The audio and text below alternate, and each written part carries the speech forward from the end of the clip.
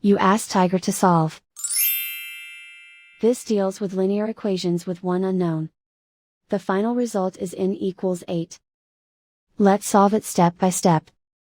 Swap sides. Group all constants on the right side of the equation. Subtract 4 from both sides. Group like terms. Simplify the arithmetic.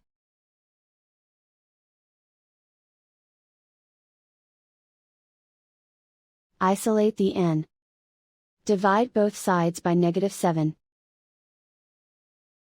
Cancel out the negatives. Simplify the fraction. Cancel out the negatives. Find the greatest common factor of the numerator and denominator. Factor out and cancel the greatest common factor. And so the final result is n equals 8.